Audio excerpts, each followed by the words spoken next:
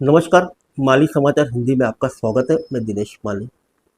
कांग्रेस ने आप से बनाई दूरी, हरियाणा दिल्ली विधानसभा चुनाव में गठबंधन से इनकार।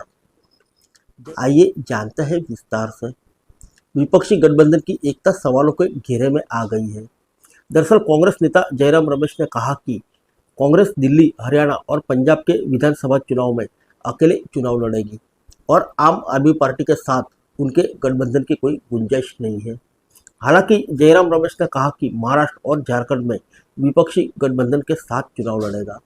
इससे साफ है कि कांग्रेस लोकसभा चुनाव के नतीजों के बाद आम आदमी पार्टी से दूरी बरत रही है।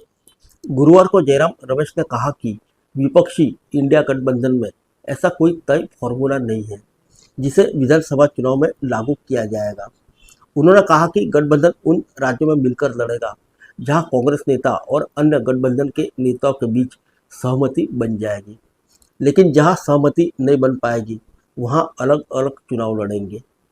हालांकि जयराम रमेश ने साफ कर दिया कि महाराष्ट्र और झारखंड में विपक्षी गठबंधन एक साथ चुनाव लड़ेगा।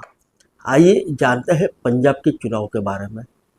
कांग्रेस महासचिव जयराम रमेश ने कहा कि पंजाब में विपक्षी गठबंधन का कोई जनबंधन नहीं है।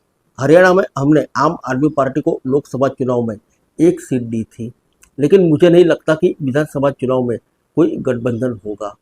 आम आदमी पार्टी ने खुद कहा है कि विधानसभा चुनाव में गठबंधन नहीं होगा।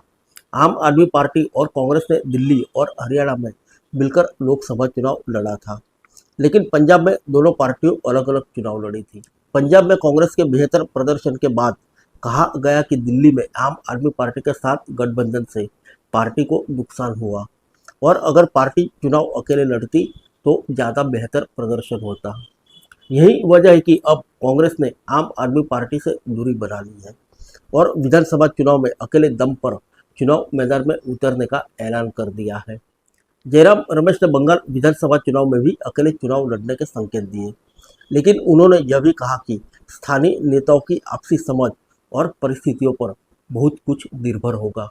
महाराष्ट्र में कांग्रेस का शिवसेना यूबीटी और एनसीपी एसपी के साथ गठबंधन है। वहीं झारखंड में झारखंड मुक्ति मोर्चा के साथ गठबंधन है।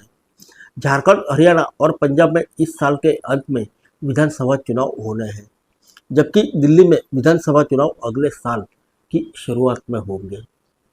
फिर मिलेंगे अगले बुलेटिन में अन्य किसी खबर के साथ। तब तक के लिए इजाज़त दीजिए। नमस्कार।